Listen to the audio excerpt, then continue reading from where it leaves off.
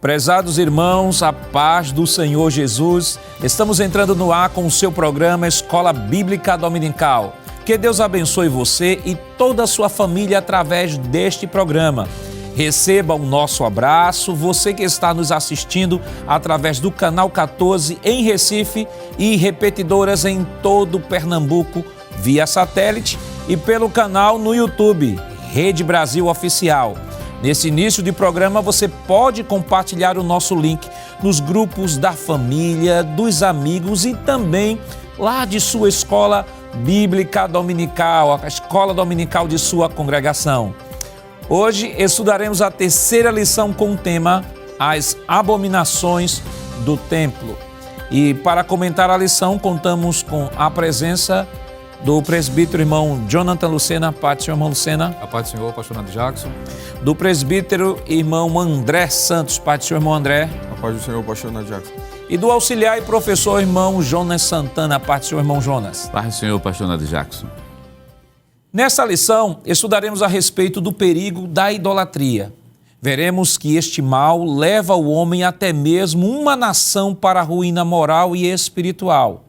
Veremos o que Deus revelou ao profeta Ezequiel a respeito das abominações chocantes no lugar santo. E, por fim, falaremos como o cristão pode examinar a respeito da ruína moral e espiritual da idolatria em Israel. Presbítero Lucena, o senhor poderia ler, por favor, o texto áureo? Pois não, pastor. O texto áureo da lição diz o seguinte: E disse-me, filho do homem, vês tu o que eles estão fazendo? As grandes abominações que a casa de Israel faz aqui, para que me afaste do meu santuário, mas verás ainda maiores abominações. Ezequiel, capítulo 8, versículo de número 6. Irmão André, a verdade prática desta semana, por favor. Pois não, pastor, a verdade prática dessa semana nos diz: o lugar mais sagrado da Terra Santa se tornou o centro das abominações. Isso serve como prenúncio da apostasia generalizada do fim dos tempos. Irmão Jonas, quais os objetivos da lição desta semana? Pois não, pastor. Primeiro objetivo, expor a visão do capítulo 8 do livro, destacar as imagens de ciúmes, o culto aos animais e répteis e os 70 anciões. E por último, tratar a respeito do ritual de Tamuz e dos adoradores do sol. A leitura bíblica em classe para a lição de hoje está em Ezequiel, capítulo 8, versículos 5, 6, versículos 9 ao 12, versículos 14 e 16. Acompanhe conosco. E disse-me, filho do homem, levanta agora os teus olhos para o caminho do norte. E levantei os meus olhos para o caminho do norte, e eis que da banda do norte, à porta do altar, estava esta imagem de ciúmes, à entrada. E disse-me, filho do homem, vês tu o que eles estão fazendo? As grandes abominações que a casa de Israel faz aqui, para que me afaste do meu santuário? Mas verás ainda maiores abominações. Então me disse, entra e vê as malignas abominações que eles fazem aqui. E entrei e olhei, e eis que toda forma de répteis e de animais abomináveis e de todos os ídolos da casa de Israel estavam pintados na parede em todo o redor.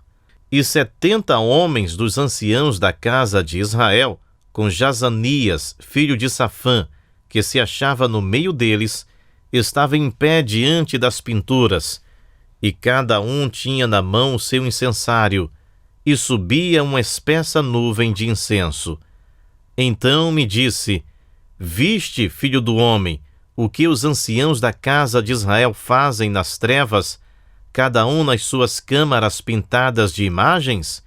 E eles dizem, o Senhor não nos vê, o Senhor abandonou a terra. E levou-me à entrada da porta da casa do Senhor, que está da banda do norte, e eis que estavam ali mulheres assentadas, chorando por Tamuz.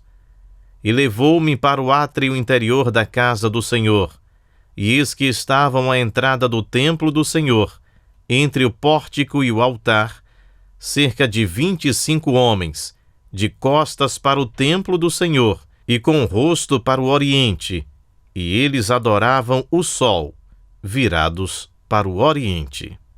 Queridos irmãos, estamos iniciando o seu programa Escola Bíblica Dominical, esta semana estudando a terceira lição, que tem como título As Abominações do Templo. Semana passada estudamos a lição de número 2, que tinha como título Vem o Fim. E lá nós estudamos o capítulo 7, a profecia do capítulo 7 do livro de Ezequiel. Esta semana nós iniciaremos o estudo de uma visão que estará sendo trabalhado também do capítulo 8 ao capítulo 11. Esta semana estaremos trabalhando o capítulo 8 e na semana que vem, praticamente a continuação deste assunto, na quinta lição, onde estaremos trabalhando sobre a glória do Senhor no templo, quando a glória do Senhor sair do templo. Então é importante que o professor, antes de estudar a lição propriamente dita, possa dar uma lida neste capítulo 8. É importante que você saia anotando os pontos importantes do capítulo. Nós estaremos trabalhando textualmente, a lição propõe trabalhar textualmente o capítulo 8, então é importante que o professor esteja familiarizado. Agora, nós orientamos aos professores que possa estudar este conjunto de capítulos, o capítulo 8 ao capítulo 11, onde será transitado todo o assunto que se iniciará nesta lição e irá se dar continuidade na lição da próxima semana. E poderíamos já até dividir este capítulo, a partir de uma divisão colhida do livro de Ezequiel, do autor John Taylor, que nós apresentamos aqui, a seguinte divisão. A visão do capítulo 8 em 4 cenas. Primeiro, a estátua indecente, capítulo 8, versículos 5 e 6. As imagens e os incensários, capítulo 8, versículos 7 ao 13. As mulheres chorando, Tamuz, capítulo 8, versículos 14 e 15. E, por fim, a quarta cena, culto aos astros, capítulo 8, versículos 16 ao 18. Então, é importante que o professor possa se debruçar sobre este texto, porque, irmão Lucena, é um texto muito rico em informações e é importante que o professor ele esteja familiarizado com esse texto. Perfeitamente, pastor. É de suma necessidade, haver essa interação.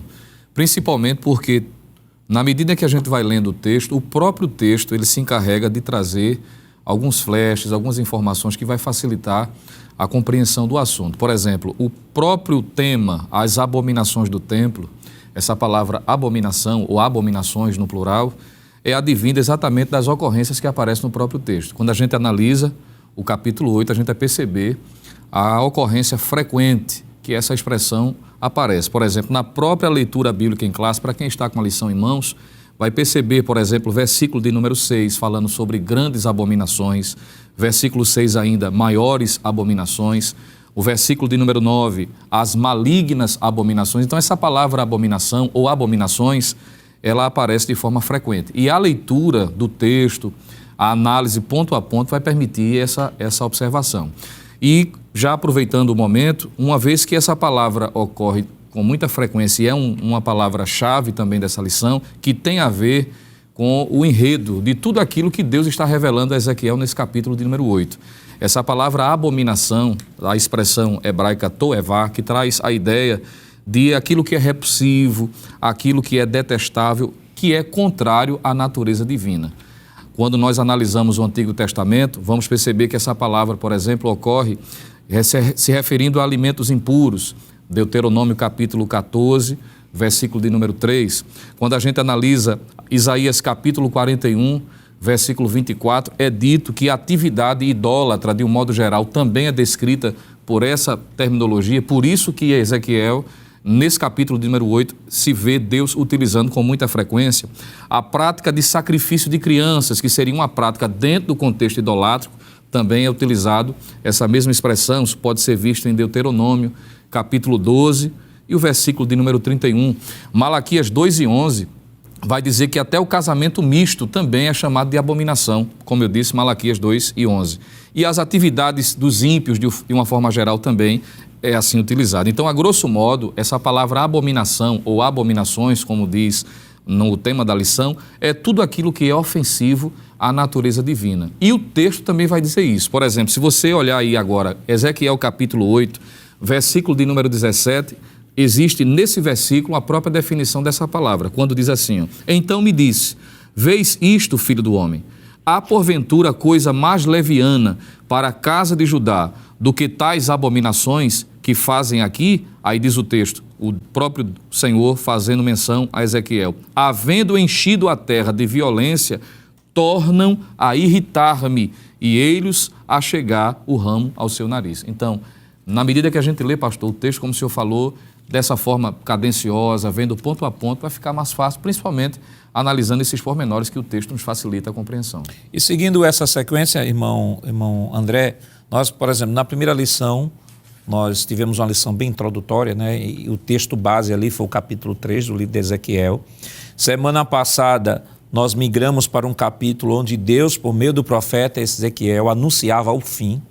E agora, no capítulo 8, estamos vivendo agora um novo momento que nós chamamos aqui de diversas cenas dentro do capítulo, onde Deus vai agora, por meio do profeta Ezequiel, vai levar o profeta Ezequiel, e aí nós entramos no primeiro ponto da nossa lição, que tem como título geral, né, sobre a visão, e o subtítulo, a segunda visão. Por que segunda visão? Porque a primeira visão nós já aprendemos quando estudamos no capítulo, ou lição de número 1, lá no capítulo 1, embora temos estudado o capítulo 3 especificamente, mas na lição nós estudamos que foi o momento que Deus apareceu a Ezequiel, quando Ezequiel estava ali junto ao rio Quebar. Então, os autores trabalham de que entre aquela primeira visão e esta segunda visão se deu mais ou menos 1 ano e 4 meses. O que é que vai diferenciar, irmão André, aquela primeira visão desta segunda visão? Pois não, pastor. Na primeira visão de Ezequiel, a gente tem uma revelação de Deus, uma caracterização onde ele vai mostrar, né, a sua glória, né? Ele vai demonstrar, vai fazer a chamada inicial ali, vai demonstrar uma situação inicial do povo, né, que Ezequiel tem ali, uma situação presente. Nessa segunda já agora, a gente tem uma realidade diferente, a gente tem Deus mostrando ali a Ezequiel o que iria acontecer, ou algo que estava acontecendo por dentro, né, debaixo dos panos, né, como a gente costuma dizer, e que estava acontecendo justamente na Jerusalém que havia ficado lá pós-destruição e tudo mais. Então, assim, essa visão, apesar de ser, como a lição diz, uma visão preterista, não é? Que fala do contexto real ali do profeta, ela aponta também para uma realidade futura. A gente não pode deixar de lembrar de que nós estamos falando de um Deus que ele é um Deus que é Senhor do tempo e do universo. Deus não se limita à realidade como a gente está limitado.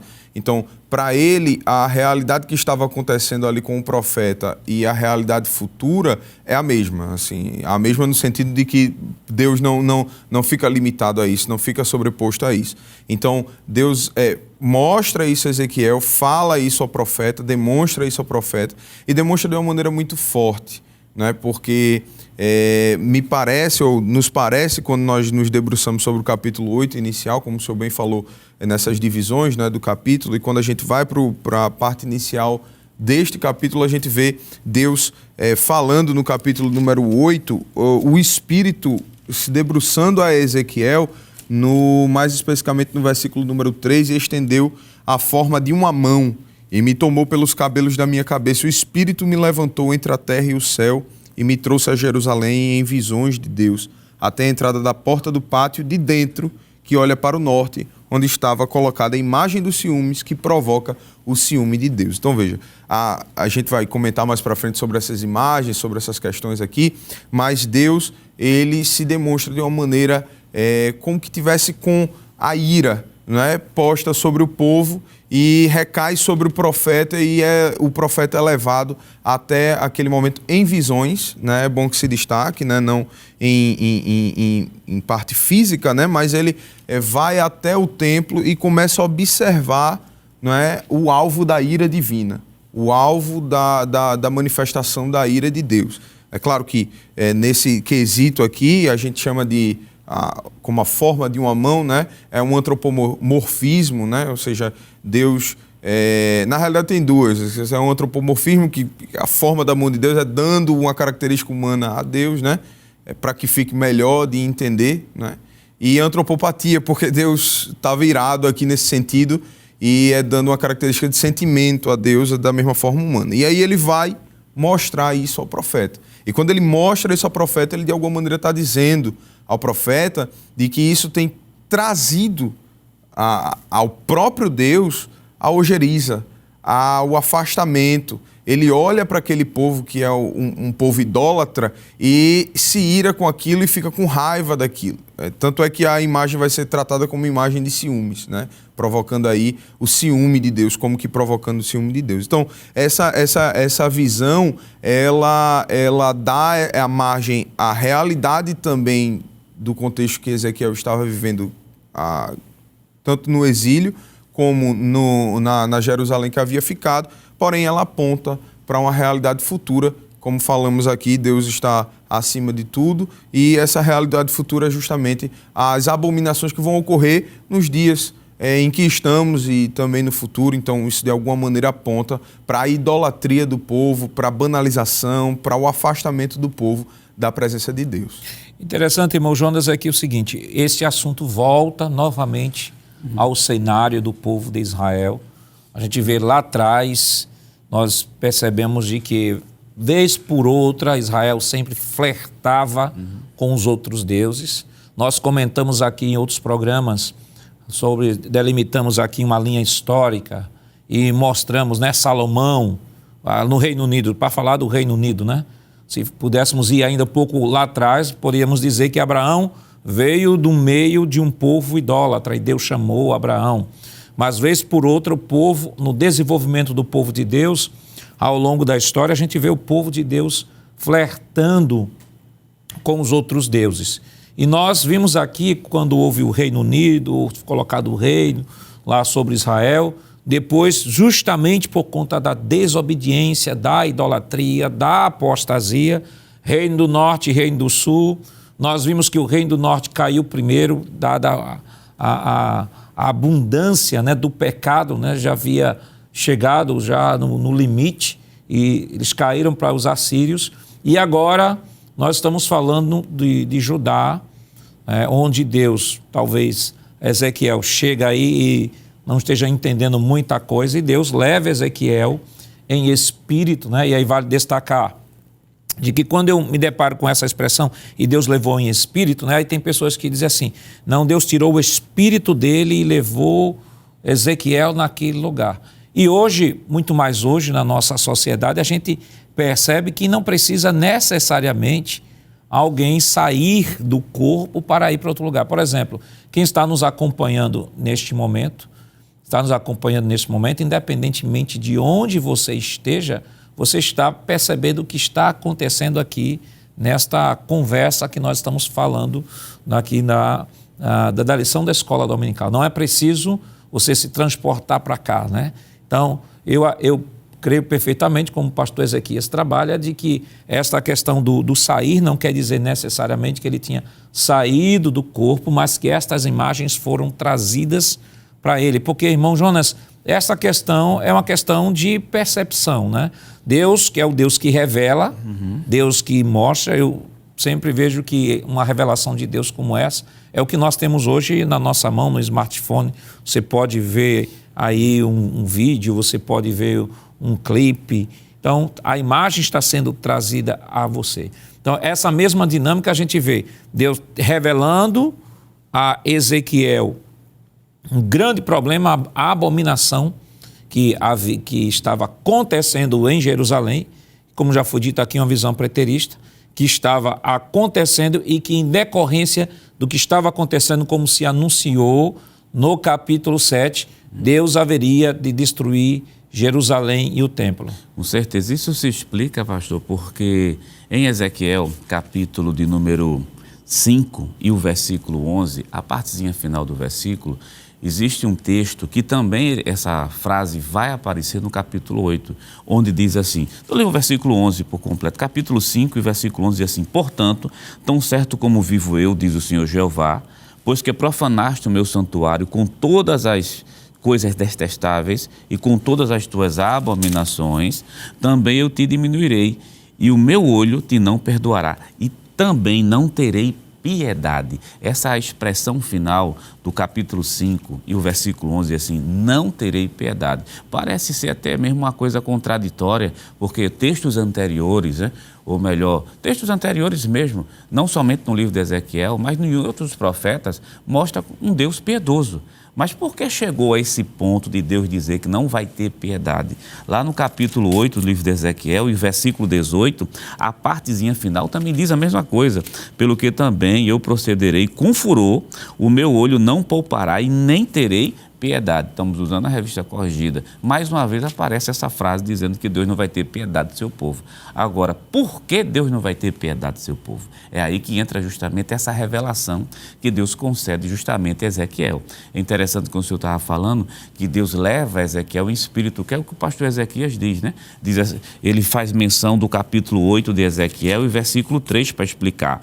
Que diz assim, a partezinha final, o Espírito me levantou entre a terra e o céu e me trouxe a Jerusalém, mas me trouxe em visões de Deus até a entrada da porta do pátio. Agora observe, o Espírito conduz, mas conduz em visões. Então não foi um transporte de Espírito. É como se ele estivesse assistindo um filme. Assistindo um filme, é como que a gente faz hoje, né? É como se fosse uma câmera em tempo real, que ele estava vendo tudo o que estava acontecendo naquele momento. E observe o progresso da revelação de Deus. Ele começa pelo pátio, vai caminhando mais para dentro até chegar na parte mais íntima do templo e diz ele, é por causa destas coisas que eu vou destruir justamente a cidade de Jerusalém.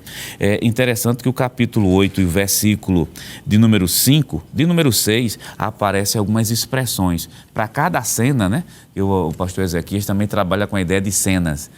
Para cada cena existe uma expressão que se repete, mas verás, capítulo 8 de Ezequiel e versículo 8, mas verás ainda maiores abominações do que essa. Então você tem a abominação no pátio, que vai ser, tem outra maior ainda, que está justamente na parte interior do templo, que isso vai ser visto no capítulo 8, versículo 14, ou melhor, versículo 15, e disse-me, viste, filho do homem, verás ainda abominações maiores do que esta. Quer dizer, o grau de abominação é tão grande que chega ao ponto de se cumprir aquilo que está escrito em 2 Crônicas, capítulo 36. Só não vou citar o versículo para não errar, depois a gente vê, que diz assim, não houve remédio para ajudar, de tanta abominação que houve. Aí se explica porque Deus não vai ter piedade justamente do seu povo. E, aliás, o assunto que nós estamos tratando esta semana, que fala da idolatria de Israel, fala da apostasia de Israel, na verdade é a quebra do grande mandamento, do primeiro grande mandamento,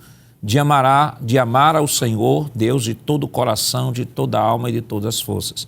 Nós temos um texto, e eu queria ler o texto com os irmãos, Êxodo capítulo 20, versículos do 1 ao 4. Estarei lendo aqui na Nova Almeida Atualizada, e o texto nos diz o seguinte, então Deus falou todas estas palavras, eu sou o Senhor seu Deus, que o tirei da terra do Egito, da casa da servidão. Versículo 3, não tenha outros deuses diante de mim.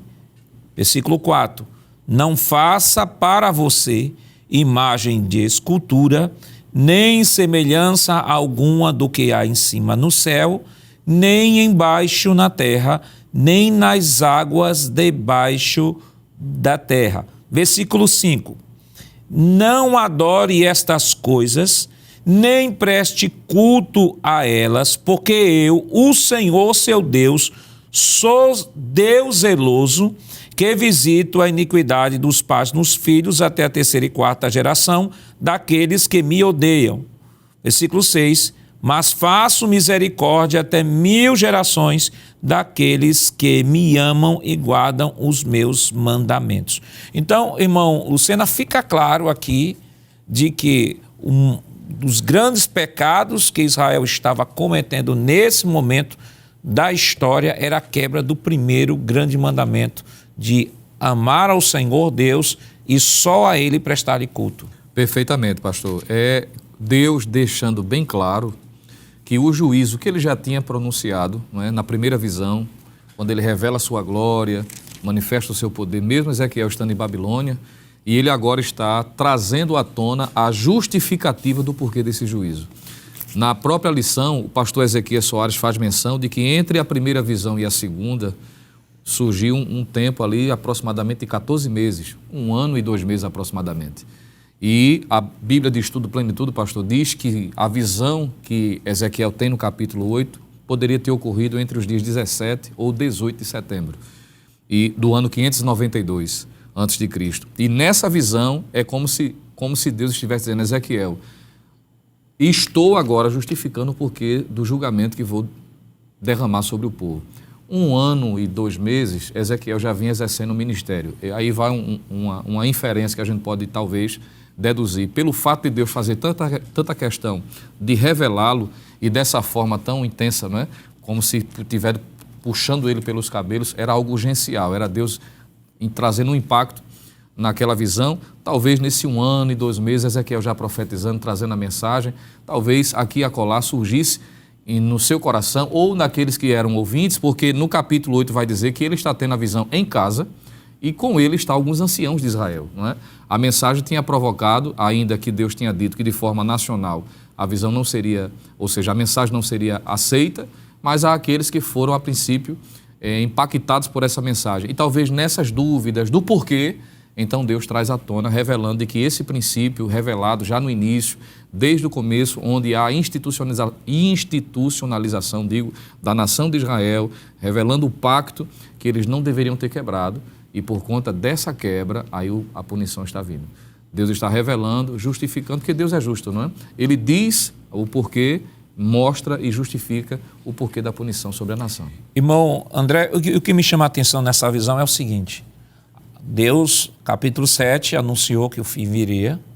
Capítulo 8, Deus vai descrever o que é que está acontecendo no templo, que já é um diagnóstico preciso do que está acontecendo. Ora, se o templo, que era o local sagrado, né, o maior símbolo da religião de Israel era o templo. Se no templo estava acontecendo aquilo, então há de se imaginar o que é que se estava acontecendo no povo, entre o povo como um todo. E o que mais me chama a atenção é que nós temos, neste momento, mesmo acontecendo tudo isso, mas nós encontramos expressões, o profeta Ezequiel descreve expressões que o próprio Deus fala nesta visão, como, por exemplo, no versículo 6 do capítulo 8, ele diz o seguinte, veja, que o pecado de idolatria estava ocorrendo no templo, mas veja o que é que o texto diz, versículo 6. Então ele me disse: filho do homem, vê o que eles estão fazendo, veja as grandes abominações que a casa de Israel faz neste lugar. Observe agora a expressão: para que eu me afaste do meu santuário. Ou seja, Deus ainda estava no templo e Deus chamava, mesmo sendo profanado, mas Deus estava dizendo assim: ainda é o meu templo, que é para que eu me afaste do meu santuário, pois você ainda verá abominações maiores do que estas. Eu li aqui na Nova Almeida Atualizada.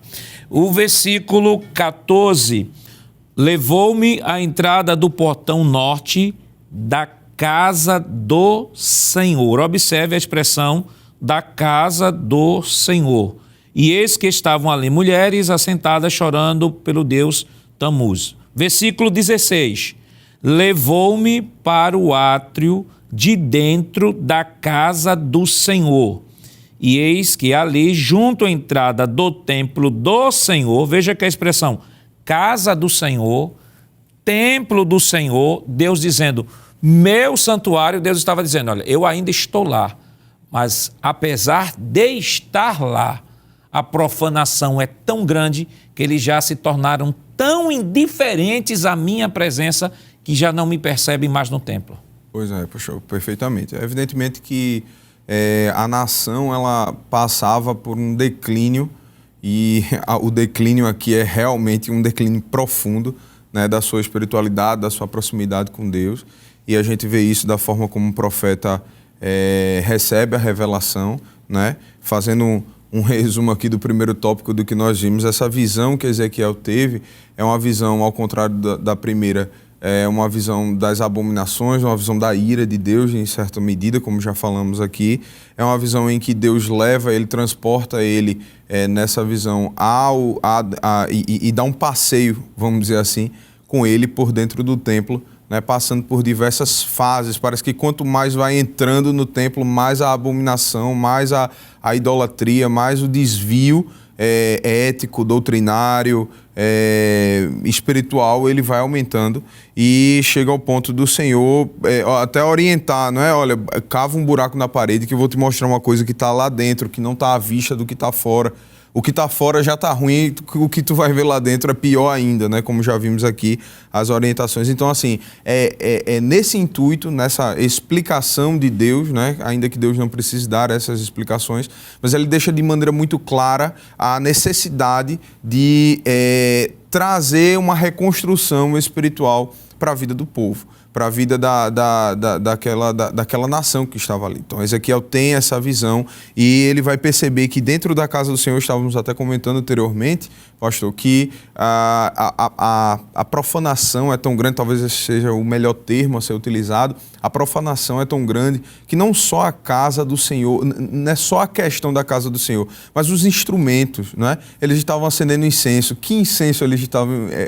O presbítero Lucena vinha comentando, que incenso eles estavam utilizando? Estavam utilizando os incensos da casa do Senhor. Quais eram os instrumentos que eles estavam utilizando? Isso. Eram os instrumentos da casa do Senhor. Qual era o altar? Qual era onde eram colocadas as imagens? Eram os altares, eram os locais onde eram colocados, não sei, talvez o candelabro, talvez os pães da proposição, talvez tudo isso. Ou talvez até pior, pastor. E aí, nesse sentido, é importante a gente frisar, inclusive o comentarista da lição diz, talvez estivessem sincretizando a situação, porque estava um junto com o outro. E ainda mais, o culto ao Senhor, de maneira esquecida, estava lá presente como um simbólico, mas a profanação, o sincretismo, a mescla, a pluralização, para utilizar um termo mais atual, né, e mais crítico, talvez até, me permita, a ecumenização da situação era tão forte, era tão grande, que o desvio era tão profundo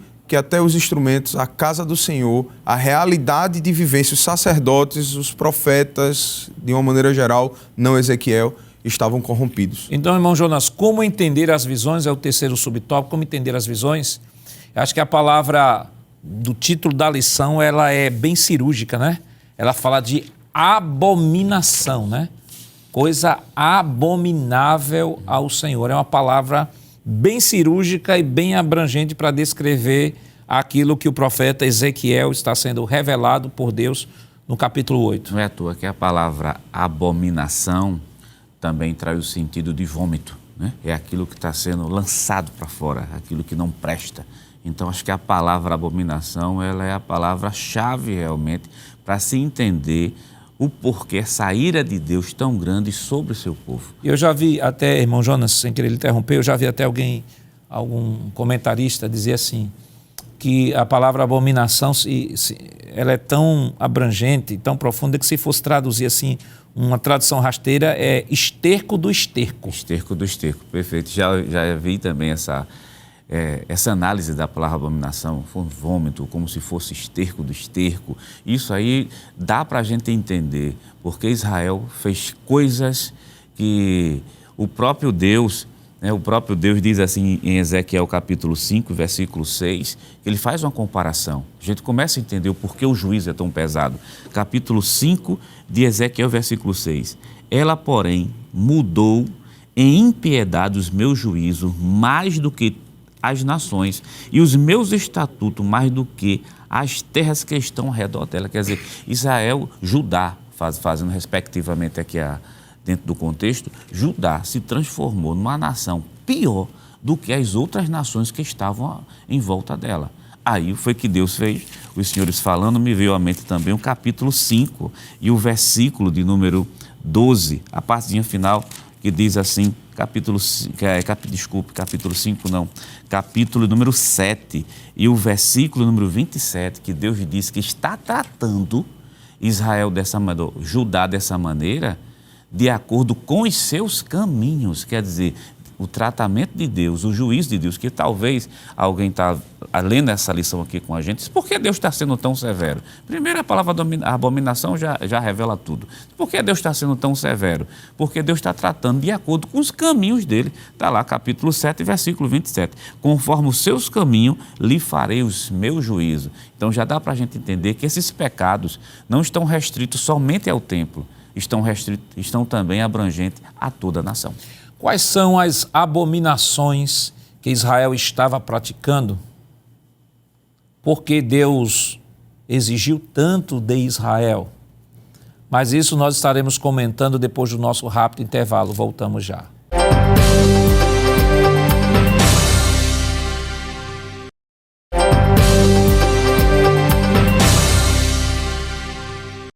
Queridos irmãos, estamos de volta no seu programa Escola Bíblica Dominical, esta semana estudando a terceira lição que tem como título As Abominações do Templo. E no bloco anterior nós trouxemos aqui uma introdução e comentamos o primeiro tópico que tratou sobre a visão do profeta Ezequiel e ficamos de comentar sobre as abominações, que é o título da nossa lição. Que abominações eram essas que Deus estava pontuando naquela visão do profeta Ezequiel?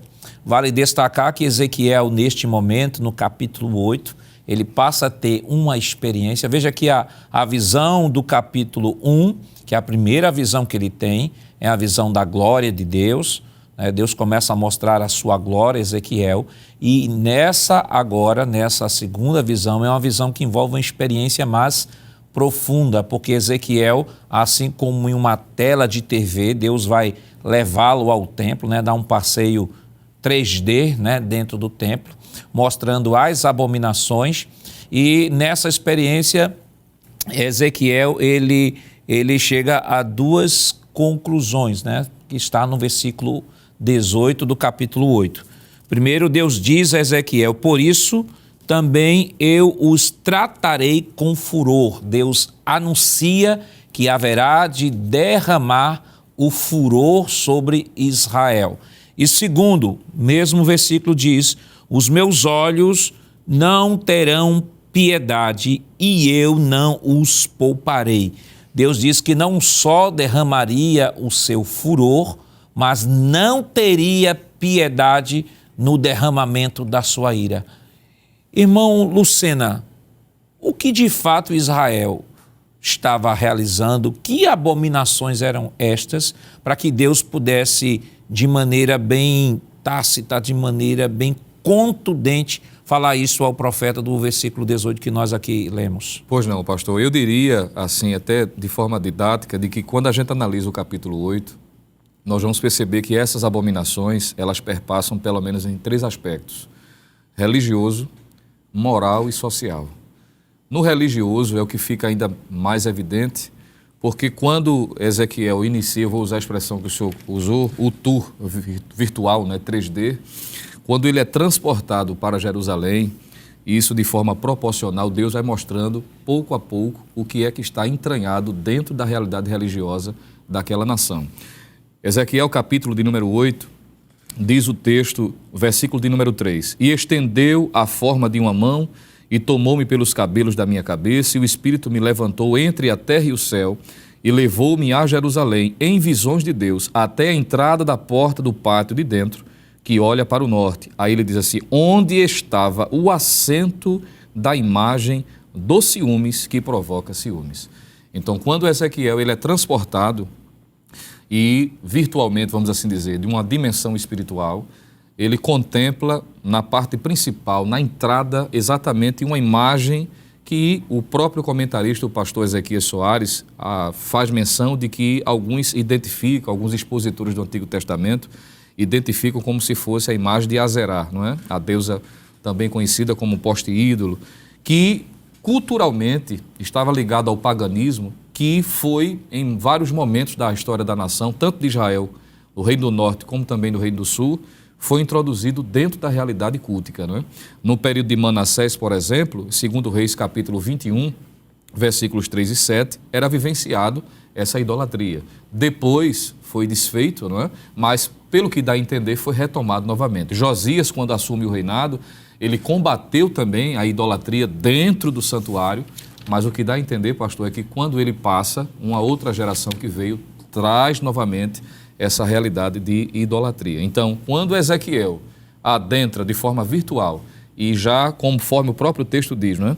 Na entrada da porta do pátio, já de forma visível, e isso mostra a insensibilidade, porque ninguém estava fazendo aqui esse aspecto religioso às ocultas, não é? Estava de forma clara, havia uma imagem onde eles estavam venerando. O versículo de número 5 mostra que esta imagem estava à porta da entrada, mostrando de forma clara o contexto de idolatria, o que causa ciúmes, e essa expressão aqui é interessante notar. No Novo Testamento, essa expressão vai ser utilizada novamente. Em 1 Coríntios, capítulo de número 10, o versículo de número 22, Paulo, quando vai fazer no Novo Testamento o contraponto, trazendo essa informação à igreja de Corinto, mostrando que o crente não pode viver relacionado à idolatria, nenhum tipo de prática idólatra, porque isso causa ciúmes, isso desperta ciúmes em Deus. Porque a idolatria é uma traição, não é?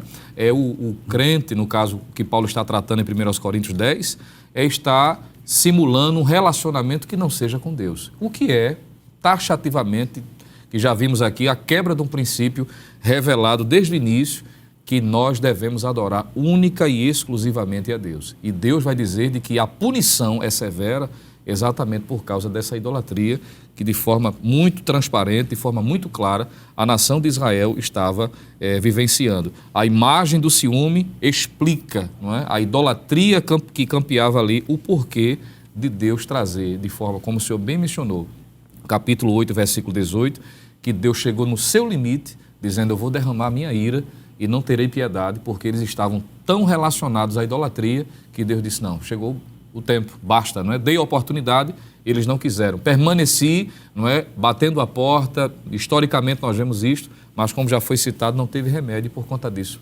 o juiz de Deus veio. E o pastor Ezequias, né, nesse primeiro ponto, como o senhor mencionou, né, a imagem de ciúmes, ele cita aqui de que muitos expositores do Antigo Testamento identificam como Azerá, né? Ou Azera, como alguns citam. E nós temos uma imagem de Azera aí, né? Você pode até encontrar isso nos comentários bíblicos, né? Nós temos mais ou menos, era uma deusa da fertilidade, né? Era a consorte de El, ou seja, era a esposa de El, e tinha esta era pelo menos uma das deusas, né, adoradas por Israel quando estava em apostasia. Ela é muito citada, principalmente no período de Elias e Eliseu, a gente vê muito a citação desta divindade. Então, irmão André, então a idolatria ela estava num nível tão terrível de que no próprio templo de Deus já haviam colocado um poste ídolo. Perfeitamente, pastor. Inclusive, como havíamos comentado anteriormente, a idolatria era tão profunda que ela, além de ser escancarada, ela ser descarada, vamos utilizar essa expressão, ela vai mais além, ela vai para dentro, ela vai para o átrio interior, ela vai no capítulo número 8, né, no versículo número 7, ele diz: e levou-me à porta do átrio, então olhei, e eis que havia um buraco na parede, e disse-me: filho do homem, cava agora naquela parede. E cavei na parede, e eis que havia uma porta.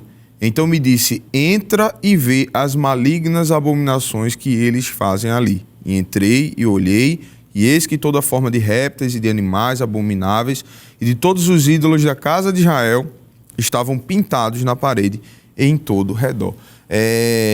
A idolatria é um dos maiores problemas dela, né? Uma das maiores dificuldades que se vê, pelo menos na Bíblia Sagrada e na realidade espiritual, é que ela, quando não é totalmente extirpada, ela continua dentro do coração e ela vai, vez por outra, insurgir. Que é isso que você vê com a nação de Israel. Como o caso do presbítero Luciano aqui bem citou, em determinados momentos no reinado de Manassés, por exemplo, você vê o culto a Azerá. Josias, o rei Josias, vai abolir esse culto, né? Vai tirar os altos, vai tirar as imagens, porém isso vai ser frequente. A nação vai e volta, sempre flertando com esse pecado. Parecia que a tentação de Israel era se misturar com as outras nações. Tanto na questão do reinado, Deus havia dito, vocês não precisam de um rei, vocês não precisam da imagem de um rei. Eu sou o rei de vocês, mas a insistência do povo em se misturar com a realidade ao seu redor fez com que se instituísse o rei. Aí Deus vai lá e permite a instituição do rei. Mas Deus diz, olha, não preste adoração a nenhum outro que não seja a minha própria pessoa. Aí o povo vai lá e insiste na adoração ao que não é Deus. Então, assim, a gente vai ver no versículo número 10, onde nós vimos aqui, essa adoração, ela tava na raiz, né? Era como que Deus estivesse dizendo, o que você está vendo por fora é um absurdo, mas isso está dentro do coração do povo. Não está só fora, não está só nas vestes, não está só nas práticas de uma maneira geral dele. Está dentro do coração deles. Que era isso que significava, de certa maneira, a Ezequiel ser levado ao que estava dentro, né? Que era uma adoração a répteis, a animais. Ezequiel vai dizer que era todo tipo de ídolo que tinha na nação de Israel. Então essas câmaras do templo, essa câmara onde os sacerdotes, onde os anciãos estavam, era na particularidade. De uma maneira geral, já trazendo uma aplicação para o professor que vai dar aula nesse domingo, né?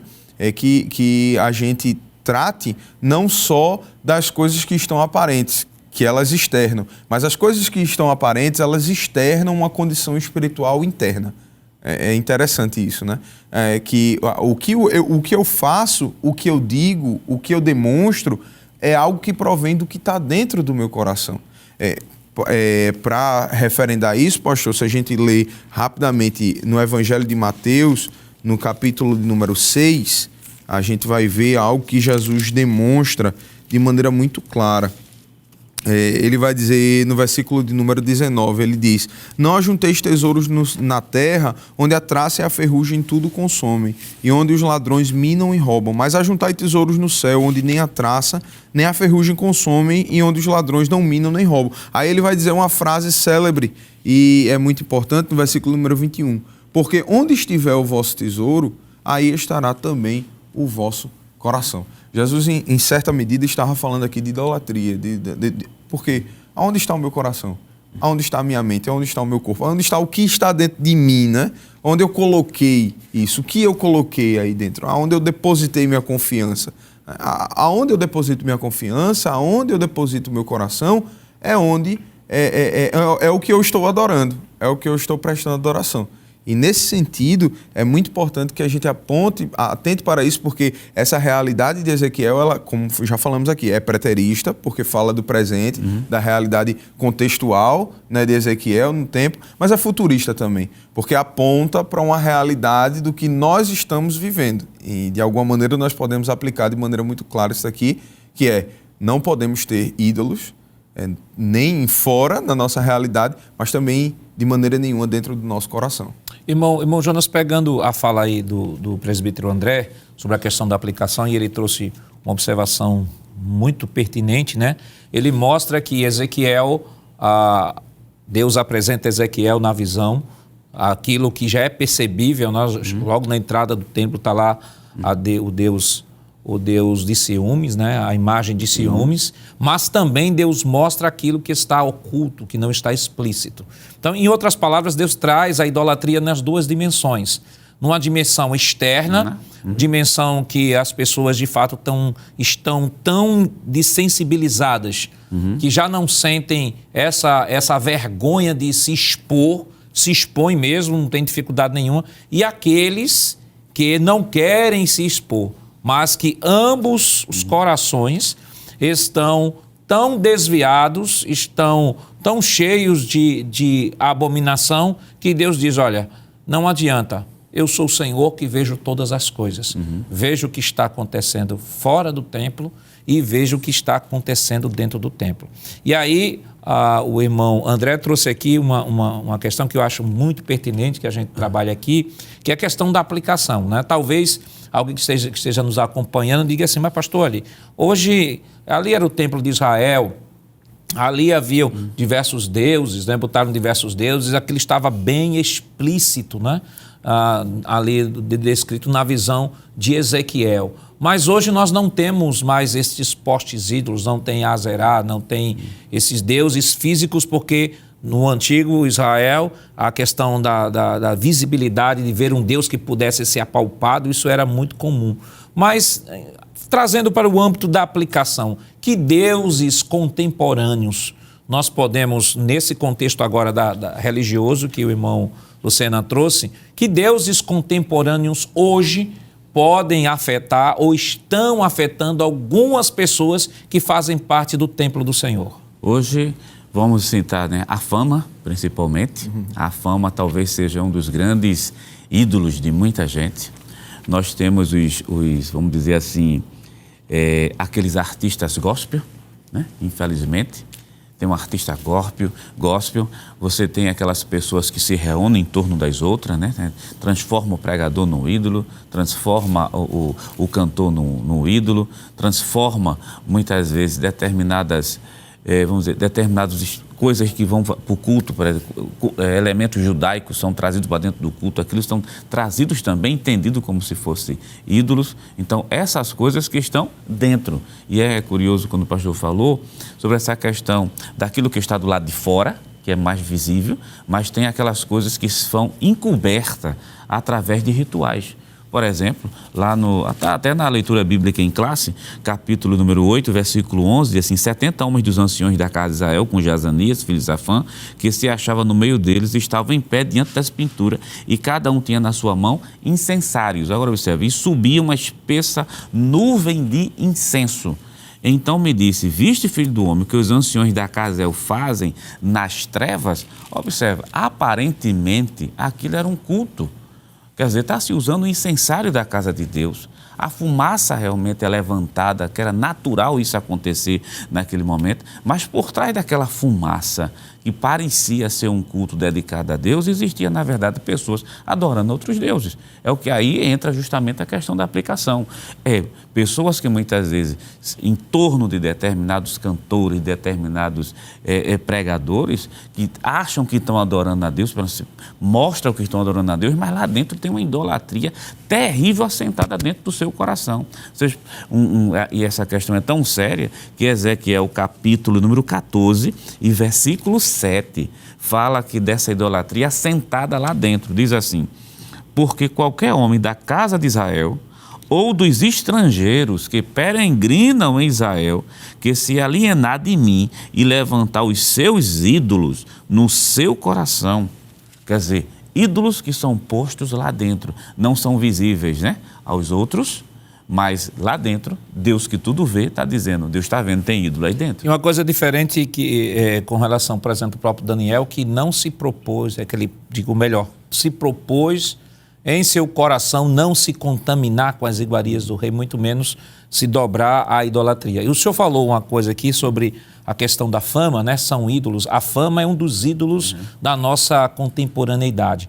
E eu lembrei de um texto lá em terceira livro de João, no versículo de número 9, que ele diz o seguinte: escrevi algumas palavras à igreja, mas Diótrefes, que gosta de exercer a primazia entre eles, não nos dá acolhida. Aí, verso 10 diz, por isso, quando eu for aí, farei com que se lembre das obras que ele pratica, proferindo contra nós palavras caluniosas. E não satisfeito com isso, ele não recebe os irmãos, impede os que querem recebê-los e os expulsa da igreja.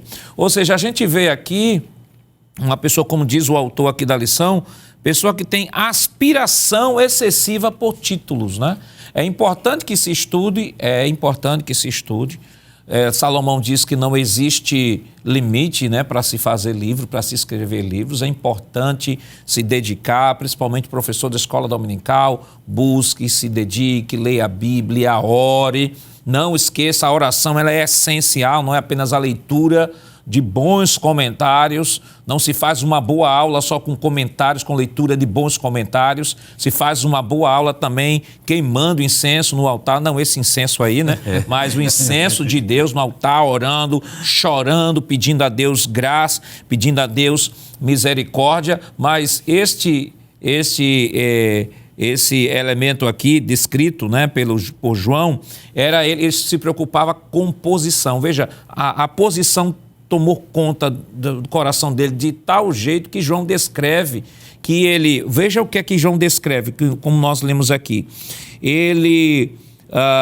Versículo 10, diz assim: por isso, quando eu for aí, farei com que se lembre das obras que ele pratica. Veja o que é que João descreve. Proferindo contra nós palavras caluniosas, e não satisfeito com isso, ele não recebe os irmãos. Veja, além de dar palavras caluniosas contra a autoridade da igreja, ele não recebe os irmãos, impede os que querem recebê-lo e os expulsa da igreja. Quer dizer, a ideia, a fama, a posição a todo custo, não importa, ele quer estabelecer ali a sua estaca, o seu Deus, que é o Deus da posição.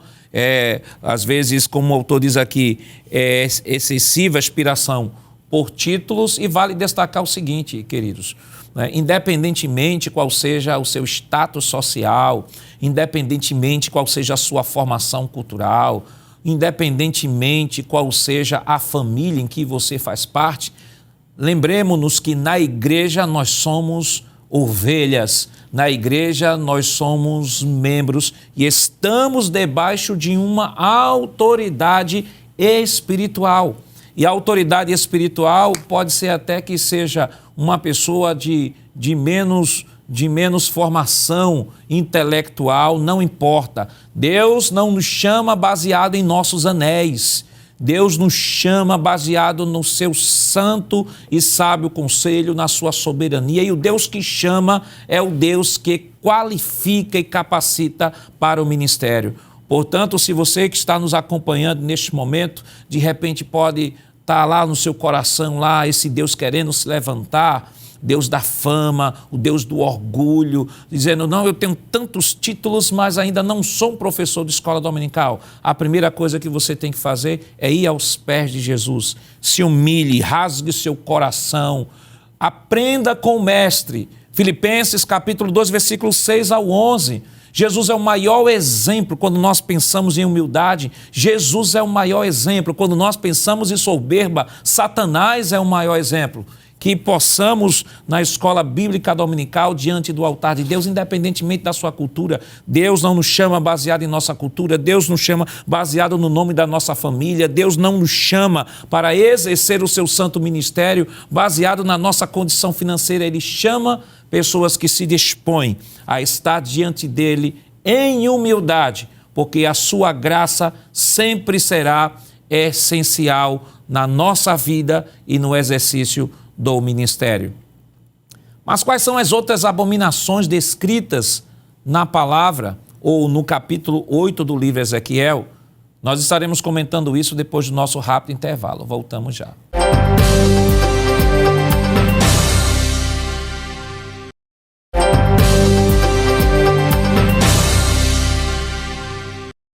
Queridos irmãos, estamos de volta em seu programa Escola Bíblica Dominical para o último bloco. Esta semana estudando a terceira lição do nosso trimestre, que tem como título As Abominações do Templo. No bloco anterior, nós havíamos comentado o segundo tópico da lição, né? Segundo tópico, falamos um pouco dos deuses contemporâneos. Hoje as pessoas não adoram necessariamente a deuses físicos, como lá no mundo antigo, mas existem deuses contemporâneos, e aqui nós elencamos a fama, né, como um dos deuses. Mas nós temos também, irmão Lucena, o dinheiro, né?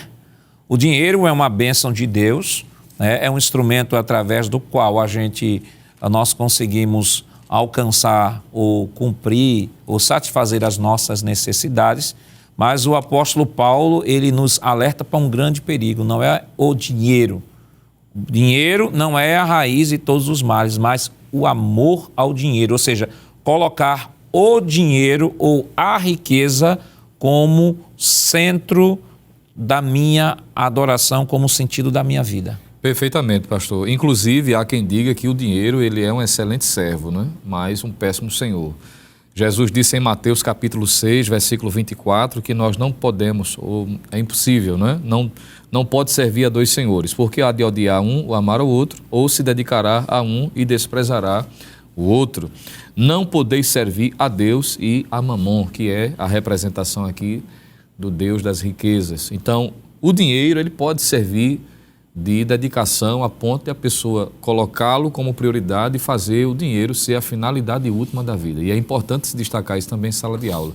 O senhor fez menção do que Paulo disse em 1 Timóteo capítulo 6, versículo de número 10, ele diz, porque o amor ao dinheiro é a raiz de todos os males, e nessa cobiça alguns se desviaram da fé e se traspassaram a si mesmos com muitas dores.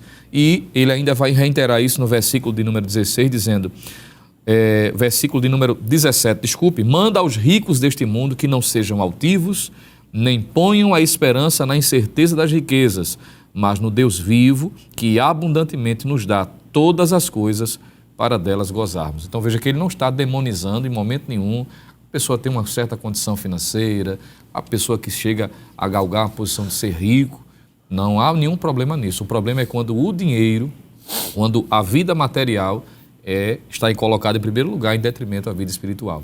Inclusive, pastor, no Novo Testamento há uma igreja, que é a igreja de Laodiceia, que foi ferrenhamente, digo, criticada pelo próprio Cristo e fundamentado nessa autossuficiência, fundamentado no orgulho e nessa questão material, repito, que o dinheiro em si não é nenhum problema. Paulo disse, é o amor ao dinheiro, não é o dinheiro, não é? Mas a igreja de Laodiceia, em Apocalipse capítulo 3, versículos 14 ao 19, nós encontramos o próprio Senhor Jesus mostrando. E interessante, pastor, ele não faz nenhuma crítica ali naquela igreja, por exemplo, de pecados morais, não é? Pelo menos o texto não faz menção direta a esse respeito. Mas tem algo que é reprovável, quando eles se orgulham, se ufanam, montado na sua condição financeira, a ponto de deixar Jesus de lado. E é tão isso claro, a gente usa esse texto, né, Apocalipse 3 e 20, no evangelismo pessoal, e não tem nada de errado nisso, mas o texto é direcionado inicialmente para pessoas que conhecem a verdade e que pertencem a uma igreja. E ele diz, eis que estou à porta e bato. Então, da mesma forma como no Antigo Testamento, no período de Ezequiel, a glória vai sair por conta dos postes ídolos, por causa da imagem de Azerá, por causa da divindade Tammuz sendo adorada e fez com que a glória saísse, agora no Novo Testamento o Senhor Jesus vai dizer que ele não pode conviver dentro de um ambiente, na vida de uma pessoa, cuja a presença de Deus não seja prioridade.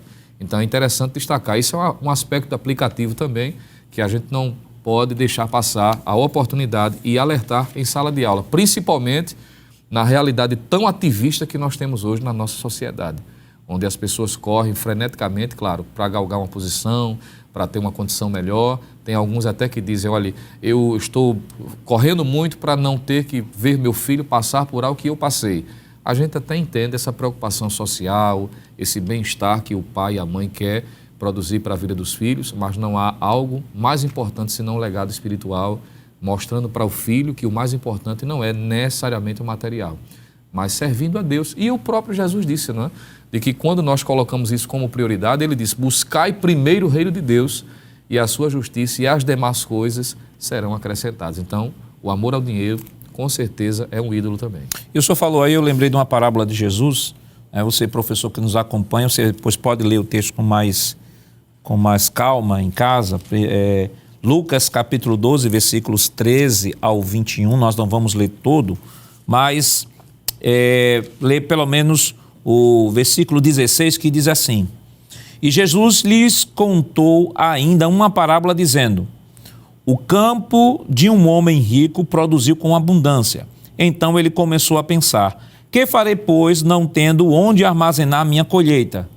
Então, até que disse, já sei, destruirei os meus celeiros, construirei outros maiores e aí armazenarei todo o meu produto e todos os meus bens. Então direi à minha alma: você tem em depósito muitos bens para muitos anos. Descanse, coma, beba e aproveite a vida. Mas Deus lhe disse: louco, esta noite lhe pedirão a tua alma, e o que você tem preparado, para quem será? E assim é o que ajunta tesouros para si mesmo, mas não é rico para com Deus.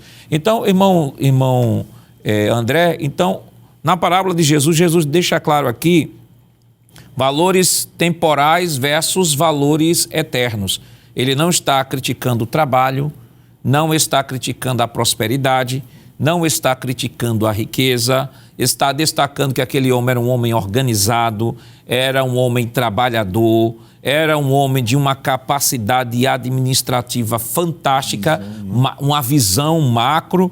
O grande problema que Jesus pontua aqui está justamente na sua fala, quando ele diz: olha, eu tenho tanta coisa que já não preciso de mais nada na minha vida, posso viver a minha vida para sempre, porque tudo que eu tenho aqui já me satisfaz. E aí vem Deus dizendo, o próprio Deus dizendo: olha, louco, o chama de louco, né? Esta noite te pedirão a tua alma, o que você tem preparado para quem será. Ou seja, tudo que você construiu durante toda a sua vida vai ficar aqui, tem prazo de validade. Mas o que é que você construiu para o mundo, para a vida eterna? Exatamente, pastor, perfeito. Corroborando com isso que o senhor havia mencionado, Mateus, capítulo número 19, versículo número 21 e 22, tem um texto muito conhecido e também muito importante para a aplicação que estamos fazendo aqui dentro dessa lição, 19 e versículo número 21 e 22 do Evangelho de Cristo, conforme escreveu Mateus. Ele diz: disse-lhe Jesus, se queres ser perfeito, vai, vende tudo o que tens, dá-o aos pobres e terás um tesouro no céu, e vem, segue-me. E o jovem, ouvindo essa palavra, retirou-se triste, porque possuía muitas propriedades. É interessante, pastor, a situação aqui, porque qualquer pessoa ficaria muito feliz. Porque Jesus diz: olha, eu estou te dando a receita aqui para tu ser perfeito, para tu chegar no ponto exato onde tu queres, onde a tua alma está pedindo, onde teu coração está pedindo, e aí tu vem e segue-me, né? Outras pessoas até pediram, por exemplo, o ex-endemoniado Gadareno, né? Quando é liberto, ele diz: eu posso seguir o senhor? Aí ele diz: não, você vai e vai anunciar para os seus o que aconteceu e como é que foi que a glória de Deus te alcançou. E esse não, esse o próprio Jesus chama, vem, segue-me, e aí ele se entristece com essa chamada de Jesus, porque ele sabia que ele ia ter que renunciar o ídolo dele, ele ia ter que tirar o ídolo do coração dele, que era o dinheiro, que eram as propriedades, que eram as terras, né? Aqui vai dizer de maneira muito clara, porque possuía muitas propriedades, e ele tendo que tirar isso, ele vai se entristecer, ele vai ter que negar. O próprio Jesus fala, né? Aquele que quiser vir após mim, negue-se a si mesmo, tome a sua cruz e siga-me. Ou seja, a gente precisa retirar aqueles ídolos, como é o caso do dinheiro, como é o caso da fama, como é o caso de redes sociais, de tudo que tome lugar, porque na realidade essa é a definição mais clara de ídolo, e esse é o sentido que Deus está querendo ensinar à nação de Israel no capítulo número 8 de Ezequiel. Ora, eu não posso ter nada que impeça a atuação, o reinado, o poderio, a soberania de Deus na minha vida. Eu não tenho como conviver com os dois espaços. Em outra situação, Deus diz através do profeta Isaías: ora, a minha glória eu não darei a ninguém. Ele diz de maneira muito clara, nem a imagens de escultura, nem a ninguém. A mesma coisa ele repete com Ezequiel, mostrando ao profeta a orientação e o princípio, como o senhor bem falou aqui no início. A gente talvez não tenha mais ídolos literalmente construídos, como estátuas que acabamos de ver. E o senhor trouxe um assunto aqui de ídolo, né? Eu até anotei um conceito aqui de ídolo que diz o seguinte: que ídolo é qualquer coisa que recebe nossa devoção, controla nossa vontade e toma o lugar do verdadeiro Deus. Ele citou aqui rede social, eu citaria um outro ídolo contemporâneo, que é o entretenimento. Parece até contraditório, né? Entretenimento, pastor, um ídolo, sim. Não estou falando aqui que o entretenimento é um mal em si, não. Mas há pessoas que vivem só para o entretenimento. Existem igrejas, e a gente já está falando de templo, né? Está falando de ritual, de templo, existem igrejas que estão trazendo a membresia ou chamando pessoas para fazerem parte da comunidade baseado não na palavra, baseado não na exposição da palavra, mas baseado no entretenimento. São igrejas que acabaram se tornando em verdadeiros clubes sociais e que acabam trazendo esses ídolos para dentro da igreja. Nós temos o ritual do Tammuz, que era o deus da fertilidade, e aí entra um outro deus, né, que é através das redes sociais que aparece, que é o culto a si mesmo, a questão da valorização do corpo, a erotização, né? Nós temos hoje o sexo, né, a erotização como um deus da contemporaneidade, que muitas pessoas estão se dobrando, estão se devotando, e aí basta um ligeiro teste para saber de fato se alguma coisa na sua vida está ocupando o lugar de Deus. É um teste bem rápido, dizer assim, o que é que eu passo mais durante o dia? O que é que ocupa mais a minha mente? Quanto tempo eu tenho tirado para orar ao Senhor? Quanto tempo eu tenho tirado para ler a Bíblia? Quanto tempo eu tenho tirado para estar na minha igreja trabalhando? O que é que está ocupando mais o meu tempo? Isso pode ser um grande sinalizador, irmão Jonas, de que algumas coisas podem estar assumindo o lugar de Deus na nossa vida. E o apóstolo João, ele já apontava para isso, quando ele diz em 1 João 5:11, filhinhos, fugi dos ídolos. Dos ídolos. E é a questão da autoanálise, pastor. A fala do apóstolo São Paulo, ela é preciosa em todo momento da nossa vida. Examine-se, pois, o homem a si mesmo. Então é necessário se examinar para saber o meu tempo, meus talentos, aquilo que Deus me concedeu, eu estou usando mais onde? Aí a gente começa a perceber as falhas que muitas vezes existem, onde se dedica extremamente ao trabalho e transforma o ídolo transforma o trabalho no ídolo. Transforma a diversão justamente no ídolo, aí começa quando transforma o dinheiro no ídolo, a fama no ídolo, a questão da autolatria mesmo, da busca perfeita pelo corpo, essas coisas que são contemporâneas, mas estavam presentes justamente lá no templo, na época de Ezequiel, essa divindade Tammuz mesmo, das mulheres choravam, né? Que estavam chorando por quê? Você pegar a lição da escola dominical, elas estavam chorando que era um culto à divindade, para que houvesse ali as bênçãos, as chuvas viessem, para justamente ter prosperidade. E o que eu acho interessante, irmãos, é que além de ser uma deusa da fertilidade, né? Havia as carpideiras. E as carpideiras eram profissionais. Então, mas profissionais que recebiam. Quer dizer, eles não só estavam no culto, mas estavam investindo seu dinheiro no culto a outros deuses, que é pior ainda, não é só participar do culto, é investir também na sua própria destruição. Na destruição, e uma divindade feito essa, dentro, que já é uma coisa sincrética também, que é bom mencionar, sincrética porque a gente tem uma divindade da Babilônia, aí sincrética porque vai ter a questão dos animais ali, os adoradores do sol adorando também o Egito. Isso vai ficar patente em vários versículos. Ezequiel capítulo 16, versículo 26 e o 28, diz assim, te prostituísse com os filhos do Egito, te prostituísse com os filhos da Síria. Agora observe, sincretismo puro. E as nações que são mencionadas aqui são nações grandes. Está falando do Egito, que é o império, está falando de uma Síria, que é o império, tem a Babilônia, que é o império também. Então não estão indo atrás de nações pequenas. Quer dizer, a confiança, que é isso que esse é o grande problema da idolatria, né? A idolatria leva à prostituição. E a idolatria tira o foco diretamente de Deus. A idolatria tira a confiança do homem em Deus. A confiança deles está em quem? Nas nações ricas. Quem é a nação rica aqui? É o Egito, que é uma nação rica, é a Síria, que é uma nação rica. Então, se eu tenho dinheiro,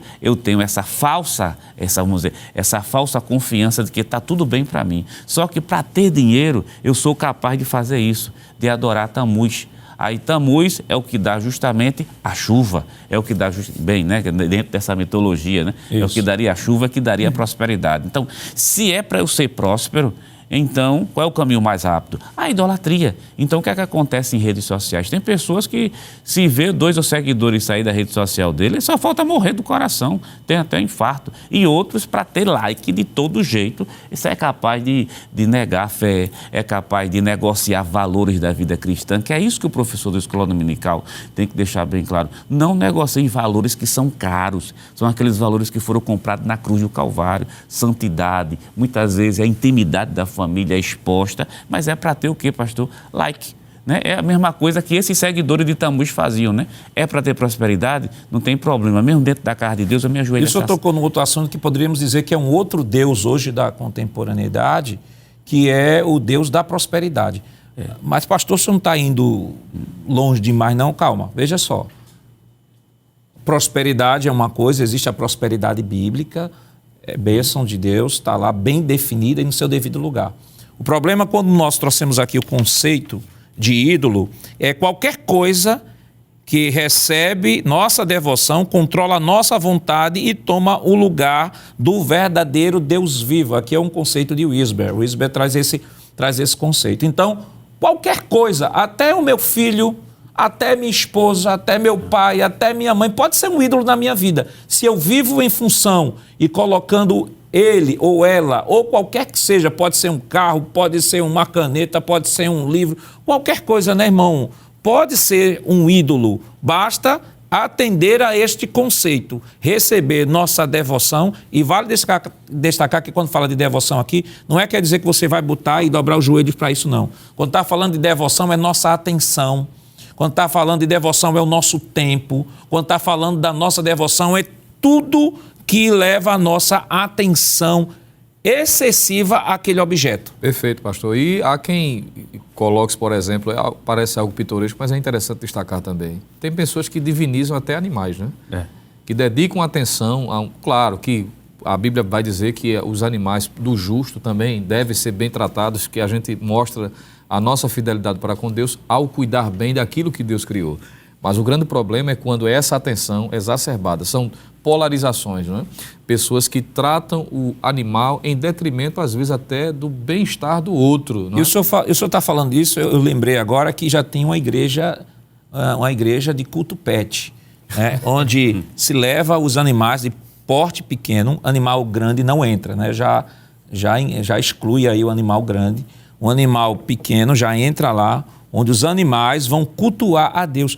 Aí eu fico pensando, mas irmão Luciano, eu fico pensando, quando o apóstolo Paulo fala em Romanos 12, né, rogo-vos, pois irmãos, pela compaixão, apresentei os vossos corpos em sacrifício vivo, santo e agradável, que é o vosso culto racional. Veja que a coisa está tão esdrúxula, como lá no tempo de Israel, que as pessoas já não sabem discernir, já não sabem separar uma coisa da outra, porque é a modinha, né? Virou modinha, então vamos atrás. Há pessoas que se declaram até nas redes sociais, têm dificuldade de relacionamento interpessoal, às vezes com a própria família, não é? Não diz que ama. Recentemente eu vi numa postagem de alguém, conhecido, infelizmente, de declarar-se, a princípio, quando se lia a mensagem, parecia que estava se declarando para outra pessoa, mas no final era para o cachorrinho. E é uma situação, a gente sorri porque parece ser algo fora do natural, do comum, mas é uma realidade tão perto de nós e se não tiver cuidado, isso vai ganhando uma proporção ainda maior, servindo também como ídolo. E vale destacar aqui, irmão, que nós não estamos criticando criação de pet. Não existe princípios bíblicos no Antigo Testamento, nós não temos tempo, que Deus orienta a cuidar dos animais, né? Nós temos lá o próprio Jesus, quando manda os discípulos buscar lá o jumentinho, né? Deixa claro que o pequenininho lá, o jumentinho menorzinho deveria vir junto, mostra o cuidado de Deus com sua criação. Nós não estamos falando disso, até porque eu acredito que todos aqui devem ter um petzinho, né? Eu tenho também um petzinho, não há problema nenhum. O que estamos colocando aqui é a atenção exacerbada a esse tipo de coisa. Então nós temos aqui, nosso tempo já está indo embora, mas temos aqui também os adoradores do sol e os anciãos na casa do profeta. Sobre adoradores do sol, contextualizando, né? Nós temos hoje numerologia, astrologia, não astronomia, porque astronomia é ciência. Estão falando de astrologia, numerologia, signos, e existem pessoas que se guiam pelos signos, às vezes professa a fé, ou pelo menos diz que professa a fé cristã, mas de manhã tem que ver lá o signo, como é que vai, o horóscopo, como é que vai se portar. E isso é ídolos dentro da casa do Senhor, em especial no coração dessas pessoas. Exatamente, pastor. É como havíamos dito aqui anteriormente. Isso está dentro do coração. A idolatria, que é um pecado que se reveste aí de diversas formas, né? Ela está dentro do coração do ser humano, do indivíduo, a ponto de um crente ou até mesmo quem nos assiste nesse momento, talvez você não seja evangélico ainda, mas entenda de que o dominador dos céus e da terra não é nenhum astro, não é nenhuma criação, porque, como o nome já diz, ele foi criado, né? Existe alguém que está acima de tudo e controla, como Daniel falou, os tempos e as estações, não é? Como tem escrito no livro de Daniel. Os tempos e as estações ele estabelece, ele tira, ele faz como ele quer, da forma que ele quer. Então, de maneira nenhuma, isso é um pretexto para que nós possamos guiar a nossa vida pelo que quer que seja, qualquer subterfúgio que esteja fora em desacordo da palavra de Deus. Deus é acima de tudo, acima de todos, e a Ele nós prestamos louvor, a Ele nós prestamos adoração, e a nossa vida está regida por Ele, não por nenhum astro, não por nenhum signo, não por nada disso, porque isso é humano, é falho, é limitado, mas servimos a um Deus ilimitado e perfeito. Irmão Jonas, o nosso tempo já foi embora. Rapidamente assim, o que é que a gente pode trazer como conselho ao professor que estará abordando esta lição? O professor da escola dominical, para abordar essa lição, sempre se preocupar com a contextualização. Nós falamos bastante aqui de informações históricas e informações descritivas, mas a contextualização é fundamental. E observe que existe uma palavra que foi repetida várias vezes aqui, não somente a abominação, mas os ídolos. Então, quais são os ídolos atuais que existem hoje? Já foi citado aqui a fama, o dinheiro, a autolatria, que é a grande necessidade de se apresentar, e tem pessoas que, infelizmente, para obter prosperidade, negocia os valores mais caros da fé cristã, entre eles a santidade, a fidelidade. Então, meu querido irmão, o que eu posso dizer a você é: contextualize e, claro, utilize a Bíblia, porque existe uma série de versículos bíblicos que, além de contestar o erro, afirma também o lado verdadeiro, e sempre terminar com a palavra de esperança. E além de outros deuses, né, como as drogas, como o aborto, né, como o conceito, a relativização do conceito de família, são deuses que estão sendo erguidos na sociedade e que estão exigindo que se dobrem diante deles. Mas a igreja do Senhor Jesus Cristo, ela, como Daniel e como Atalaia, não se dobrará diante dos ídolos deste mundo, porque há um só Senhor e Criador de todas as coisas, diante do qual todo joelho se dobrará e toda língua confessará que só Jesus é Senhor, para a glória de Deus Pai. Que Deus continue lhe abençoando em nome de Jesus. Queridos irmãos, depois de uma lição tão maravilhosa, vamos, neste momento, orar ao Senhor. Presbítero Monsena, vamos orar? Oremos, pastor. Querido Deus e amado Pai, no nome de Jesus, nós te louvamos por tua graça, pela oportunidade de juntos, ó Deus, termos crescido no conhecimento da tua palavra. Continua abençoando aos teus filhos, a todos os dirigentes, professores, os teus servos que estão, ó Deus, se preparando para o momento da aula. Continua derramando as tuas bênçãos especiais, fortalecendo, unindo e protegendo nossos corações das investidas e das distorções, ó Deus. Continua fortalecendo o teu povo, abençoando cada vez mais o nosso pastor presidente, a diretoria da nossa igreja. Continua abençoando a Rede Brasil de Comunicação e a todos os teus servos que pertencem à programação. Assim nós te pedimos, porque cremos e confiamos no teu cuidado, em nome de Jesus. Amém. Chegamos ao final do programa de hoje, onde vimos a terceira lição com o título As Abominações do Templo. Na próxima semana estudaremos a quarta lição com o tema Quando se vai a glória de Deus. e esperamos contar com sua audiência. Lembramos que o programa Escola Bíblica Dominical vai ao ar na TV toda sexta às 21h30 e no sábado às 16 horas. Também está disponível no formato de podcast no Spotify e em nosso canal no YouTube, Rede Brasil Oficial. Acesse o canal, se inscreva, ative o sininho e compartilhe nossa programação. Obrigado por sua audiência e até o próximo programa. Que a graça do nosso Senhor Jesus Cristo, o amor de Deus nosso Pai, a comunhão do seu Santo Espírito estejam com todos hoje para todos sempre. Amém.